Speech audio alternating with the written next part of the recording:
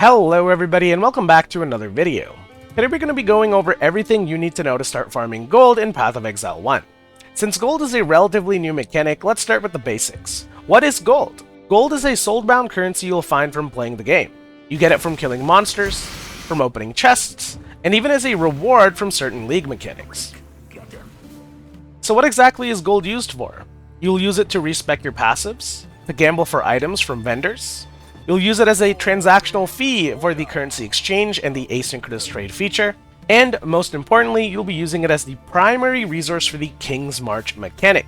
For those of you guys that don't know, King's March is a city builder and resource management mechanic in Path of Exile. You get to spend your gold on hiring workers. Those workers will complete tasks for you, and completing those tasks will give you some sort of in-game benefits for your character. For example, I can spend my gold on hiring farmers to grow crops. I can take these crops and hire sailors to ship them to faraway ports. In return, I might get some currency or other goodies for engaging with this mechanic. If you're watching this video, you probably clicked on it because you ran out of gold for King's March. But no matter what you want to spend that gold on, we're going to go over everything you need to know so that you're never out of gold for your character again. Before we get into the strategy, I need to talk to you about gold acquisition. More importantly, you need to know what monsters drop gold and how much gold they drop, because not all monsters are made equal. We'll start with non-native monsters. Now these are any monsters that are not currently present when you open your map. They have to be added in by engaging with a league mechanic, so something like walking into an abyss, killing monsters to spawn beyond, spawning a harbinger. Alright, all of these classify as non-native monsters, and non-native monsters have a loot penalty. They drop less items, and they have a low gold conversion factor. Right, the gold conversion factor is basically a behind-a-scenes variable that determines how much of their loot gets converted to gold instead. Okay, so monsters with high gold conversion will drop more gold, monsters with low gold conversion will drop less gold. So why do non-native monsters have a loot penalty? That's because they are extremely easy to add to your map, and they normally spawn in large quantities. If they didn't have a loot penalty, the amount of items you would farm from these mechanics would completely overshadow any other form of loot acquisition in the game. Next, let's talk about native monsters. Now, these are monsters that are already present when you open your map. They're typically not associated with any league mechanic, they're just there when you walk in, and you can kill them right away without having to jump through hoops or engage with any mechanics. Now, these monsters are the most difficult ones to add to your map. That's because anything you add to your map gets classified as non-native, so each map only has a certain amount of native monsters that can spawn, and therefore they tend to have the most loot and have a fairly generous gold conversion factor. Right, what this means that if you are someone who doesn't put any mechanics in their maps, if you are not optimizing for gold farms, you can just run a map and you will have a baseline level of gold income just from killing native monsters in your maps. And last but not least, we need to talk about Kalguuran monsters. Now, these are monsters added through the Settlers League mechanic. Although they're classified as non-native monsters added through a league mechanic,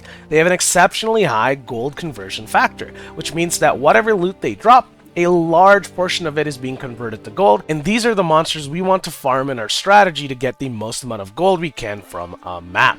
So just to recap, guys, we have non-native monsters, native monsters, and Kalguuran monsters, and our strategy that I'm going to talk about in a second here is going to be focused around adding as many Kalguuran monsters as we can to our maps and juicing their loot so we can convert their drops into gold. Alright, with the basics out of the way, let's get into the details of the strat. This is what you guys are here for. This is what our Atlas tree currently looks like. You'll notice that a lot of our points are being spent on the Settlers mechanic, followed by Scarab blocking, red altars, as well as map effect modifier, okay?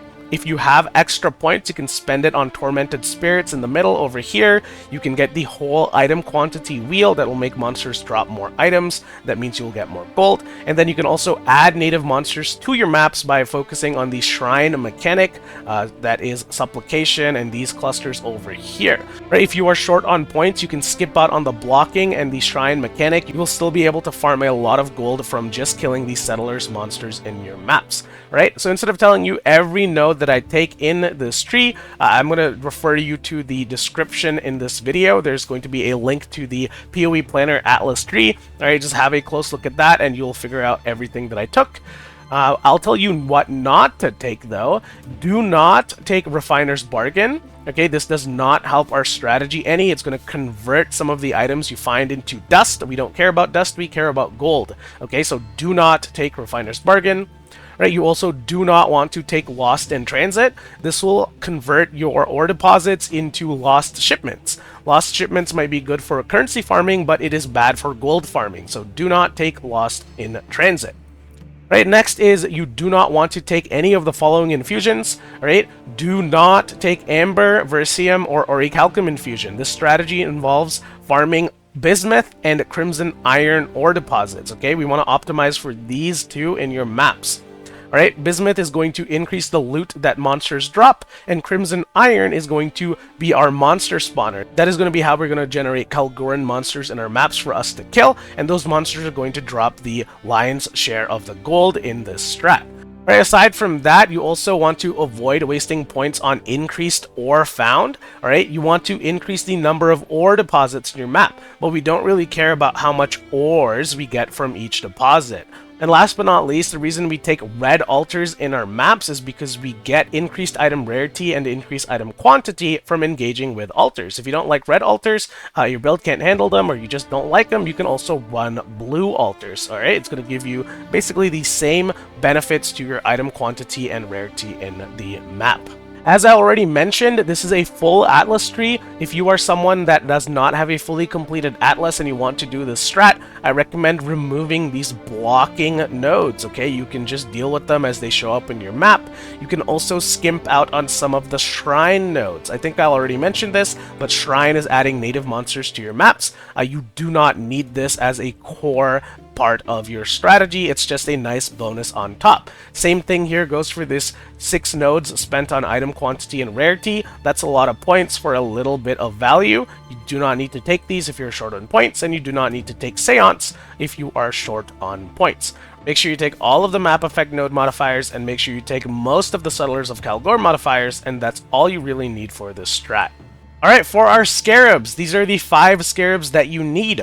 All of them cost 1 Chaos each. Some of them are even cheaper than that if you buy in bulk. You're going to need 2 Kalguuran Scarabs. This is going to add ore deposits to your maps. You're going to need 1 Kalguuran Scarab of Guarded Riches. This is going to make it so that the monsters that spawn from your ores are at least magic. You're going to need 1 Scarab of Monstrous Lineage. This is going to increase the number of magic monsters in your maps. And last but not least, you're going to need 1 Domination Scarab of Evolution. This is going to add a shrine into your map.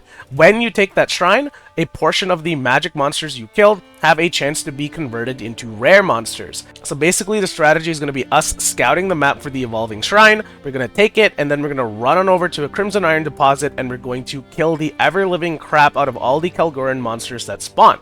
Alright, so we're actually doing a take 2 on our demonstration because I had a gold flask equipped for the first take, and that is obviously going to skew the amount of gold that you get.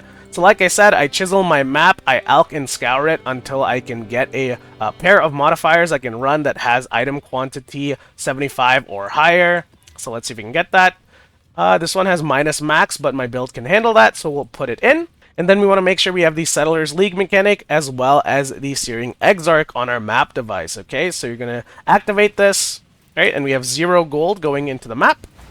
Right, the first thing I like to do is run through the middle of the racecourse map. This is going to allow us to scout, right? You want to find the bismuth ore. So there it is, the bismuth, and then you can start killing monsters as soon as you find that bismuth ore, okay? So we're just going to slow burn our way through the map, clearing all the native monsters that spawn.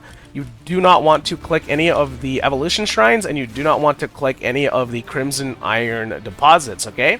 You can do Orichalcum, you can do Versium, you can do Amber, all of that is fine, but save the Crimson Iron for when you have your evolution shrine. Alright, while we're doing this, we're also going to be looking for red altars. I recommend looking for any of the choices that give you item quantity or rarity. When that doesn't show up, you can get raw currency or map duplication instead. Those are pretty nice. Sometimes you can find fortress maps or other T17s while doing this strategy, okay? If you are low on raw currency, focus on the chaos orbs. If you are low on gold and you have a good enough currency, you can get item quantity instead, like I am doing here.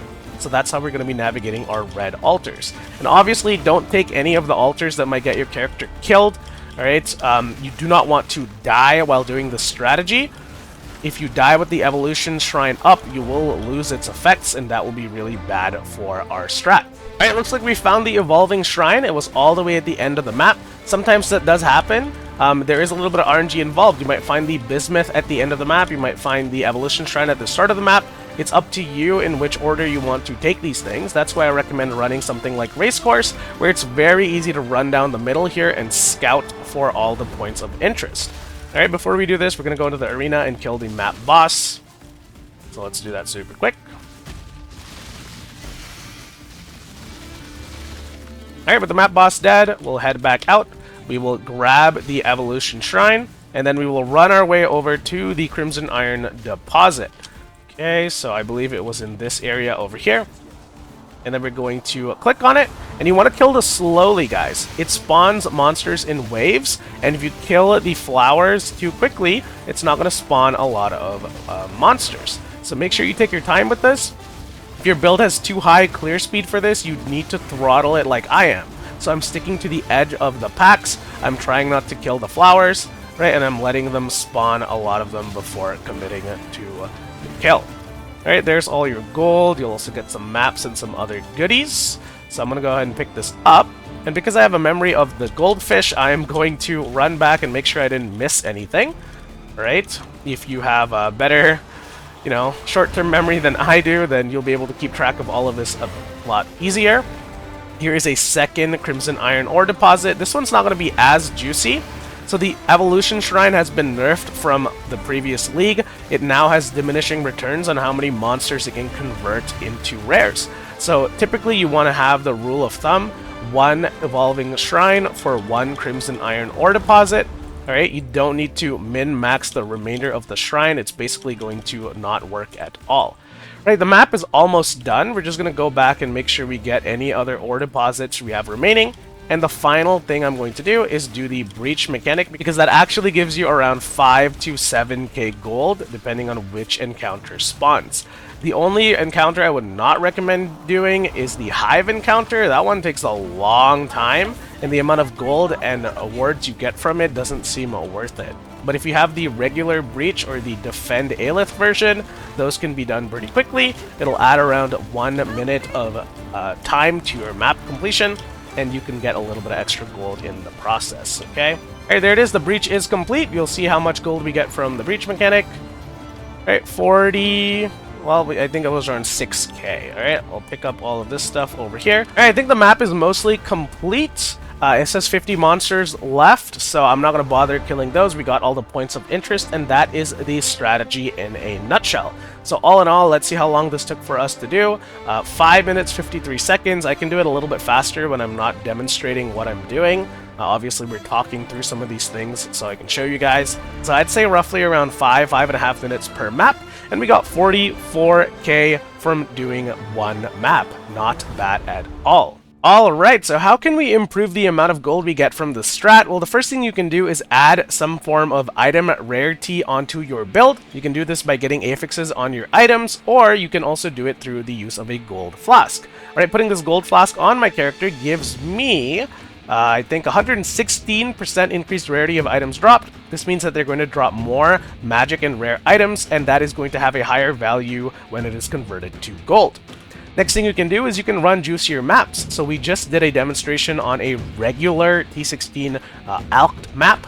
We can instead do one on a 8-mod map. So let me find one that works here. This one looks pretty juicy, but remember that the juicier it is, the more likely it is that you will die. So hopefully we can run this and not die in the process. Right, so we have 125% item quantity on this map. Make sure you put settlers, make sure you put Exarch, and then you can hop right in.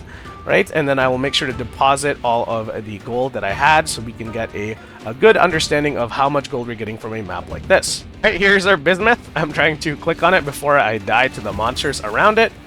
Right, and if you want a little bit of bonus points, you can actually rush all the way to the boss arena and kill the boss before you start clearing the rest of the map. I don't know if I mentioned this already, but doing this makes it so that boss options on the altars cannot spawn.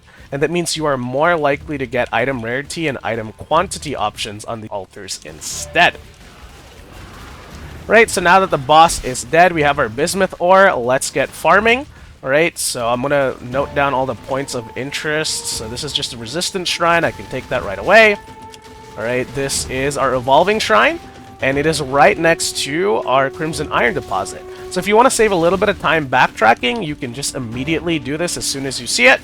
But I want to optimize a little, so I'm going to full clear the map and try to get some IIR, IIQ altars, and then I'm going to come do the Evolving Shrine mechanic, okay? Okay, so the map is mostly clear. Let's go ahead and take our Evolving Shrine.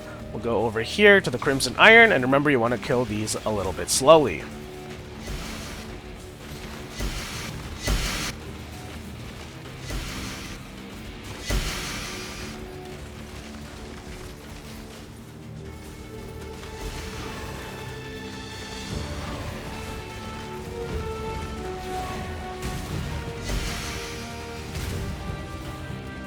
Alright, now we'll go ahead and make sure we loot as much of the stuff as we can. And like I said, guys, don't feel like you need to panic that you still have 30 seconds of the shrine up, right? It has diminishing returns, right? You might get a little bit of benefit from killing more monsters with it after the fact. Holy crap, these guys hurt. Okay, but you do not need to worry about that, okay? 1 Evolving Shrine, 1 Crimson Iron Ore Deposit. That is basically the core of the strat. Alright, with this done, I think the rest of the map is also complete. We did have the breach mechanic left to do, but it is a hive mechanic, which actually takes a little bit of a longer time. So before we go into the hive, we are at 5 minutes 40 seconds for our map time, and we have 80k gold farmed from this one map. Why am I getting killed by meteors, dude? So let's go do the hive mechanic just for fun. Alright, what I like to do is I typically get these 2 chests here, and then I run over to the middle. I don't bother farming the rest of these monsters. This breach might be a little bit crazy. I think I juiced this map a little bit too hard. So let's go ahead and start the breach. Alright, and we made it through the hive out alive. So you can see here, this is the loot we're getting from the hive. I'll get all the gold. So you actually get a decent amount of gold from doing the hive mechanic, but it did take around 4 minutes. Wait, I was gonna make sure I loot this without getting hit by meteors. But yeah, that's the strat, guys. And if you want to push this strategy even further and get more gold out of each map, you can run it on T16.5 maps, okay? These have a chance to spawn the Zana gold conversion pedal. And when that happens, you can get some really, really nice gold explosions with an upwards of 200k gold per map, like in the clip I am showing here.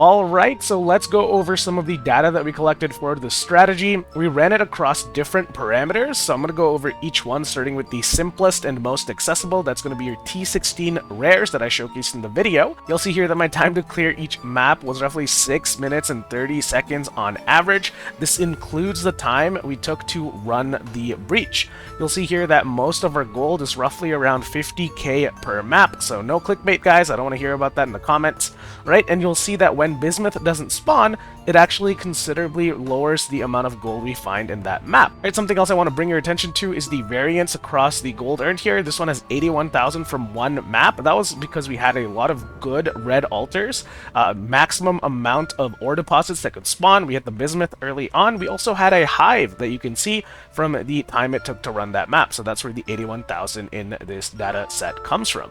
This 70,000, I have no idea why that was so high. Must have been a really good node. The breach was not a hive, so this was just a really nice outlier we had for T16 Rares. Right, the next data set is 10 maps in T16 8 mods. These ones exclude breach, so this was tested without breach. That's why you'll see that the time to run each map is a little bit faster, roughly 4 to 5 minutes on each. And we were getting 50 to 60k gold on maps that had Bismuth. Right, if you're wondering why the average is actually lower than the T16 Rares, that's because we had a lot more maps that did not have the Bismuth ore appear on it. You'll actually notice that a lot of the data sets for these two parameters here have a lot of times where the Bismuth doesn't occur, and that's because I was not using the Settler's map device. I was trying to skimp out on that because it costs 5 chaos per map, and that really ended up hurting the amount of gold we generated over 10 maps. Okay, so the lesson here is that you should be using 2 Kalguuran Scarabs to get 2 ore deposits, and you should absolutely be using the Settler's League mechanic on your map device to get a another 2 ore deposits. Alright, next up we looked at T16.5 rares. These on average ended up giving us less gold than the T16.8 mods, and that's because these mods are typically harder to run on your builds. I was using a regex to see which ones I could run, and those did not end up with a lot of high quantity. If you're doing T16.5s, you're basically banking on finding petals that are going to boost the amount of gold you get from these strats. So you can see here that when I have bismuth and petals, we get up to 200k gold from that map. Oh look, more shipments are back. Let's do a quick reward check. No divines. No divines. No, one divine. Okay, and that's it. Thanks for watching, guys. Bye!